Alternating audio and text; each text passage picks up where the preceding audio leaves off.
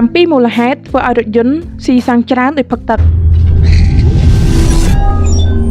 ចាក់សាំង10 លីត្រធ្លាប់តែជិះបានមួយសប្តាហ៍ហេតុអីក៏ម្ដងនេះជិះបានតែ4 ថ្ងៃក្នុងរយៈចម្ងាយដូចគ្នាតែនេះគ្រាន់តែជាឧទាហរណ៍ប៉ុណ្ណោះតើអ្នកធ្លាប់ជួបបញ្ហានឹងអត់វាអាចបណ្ដាលមកពីកត្តាជាច្រើនដែលអ្នកមិនធ្លាប់ចាប់ផ្លឹកឬក៏មិនចាប់អារម្មណ៍អ្នកអាចពិនិត្យនៅ7ចំណុចខាងក្រោមនេះដើម្បីប្រាកដថារថយន្តរបស់អ្នកមិនស៊ីសាំងខុសពីធម្មតា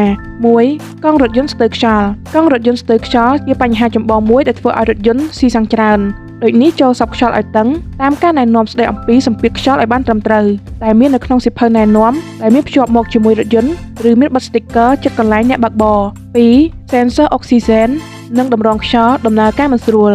នេះក៏ជាមូលហេតុមួយក្នុងចំណោមកត្តាផ្សេងទៀតដែលធ្វើឲ្យរថយន្តរបស់អ្នកស៊ីប្រេងច្រើនរហូតដល់ 20% ខុសពីធម្មតា sensor oxygen ជួយឲ្យប្រេងនិងខ្យល់មានដំណើរការស្រួលបើខ្យល់និងប្រេងដើរមិនស្មើគ្នាវាធ្វើឲ្យរថយន្តស៊ីប្រេងច្រើនតម្រងខ្យល់មានតួនាទីជួយរាំងស្ទះនៅលំអងធូលីកំទេចកំទីទន់និងរឹងហើយបើតម្រងខ្យល់កខ្វក់វានឹងធ្វើឲ្យម៉ាស៊ីនរត់តឹងហេតុនេះអ្នកត្រូវសម្អាតវាឲ្យបានស្អាតល្អតាមការណែនាំអ្នកគួរតែដូរវាម្ដងពេលរថយន្តបើកបានរយៈចម្ងាយ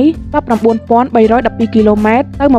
24,140 គីឡូម៉ែត្រទៅតាមប្រភេទរថយន្តយកល្អអ្នកគួរតែសួរជាងជំនាញអំពីរយៈពេលនៃការដូរវាចេញ 3. ប៊ូស៊ីមានតួនាទីចម្លងភ្លើងទៅកាន់ម៉ាស៊ីនបើសិនប៊ូស៊ីចម្លងភ្លើងមិនគ្រប់ឬដំណើរការមិនល្អ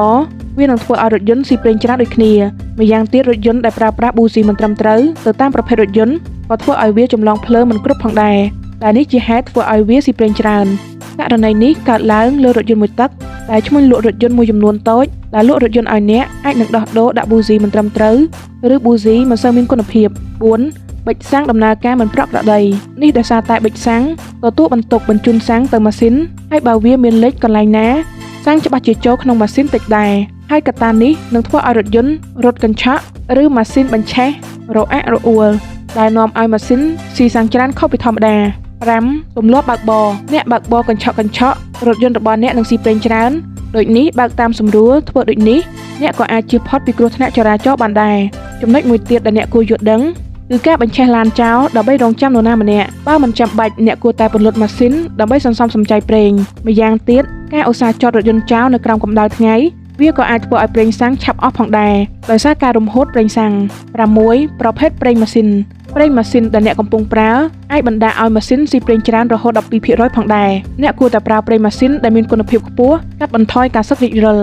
7. ដាក់របស់ធ្ងន់ៗលើរថយន្តជាទូទៅរថយន្តទោះថ្មីឬចាស់បើដាក់របស់ធ្ងន់លើរថយន្តវានឹងផ្ដល់ឲ្យសម្ពាធទម្ងន់បន្ថែមលើកម្លាំងអូសទាញរបស់រថយន្តដែលធ្វើឲ្យម៉ាស៊ីនប្រឹងទាញធ្វើឲ្យរថយន្តស៊ីប្រេងច្រើនផងដែរបើមិនមានការចាំបាច់ទេអ្នកក៏មិនគួរដាក់របស់ធ្ងន់ទាំងនោះទុកចោលលើរថយន្តទេ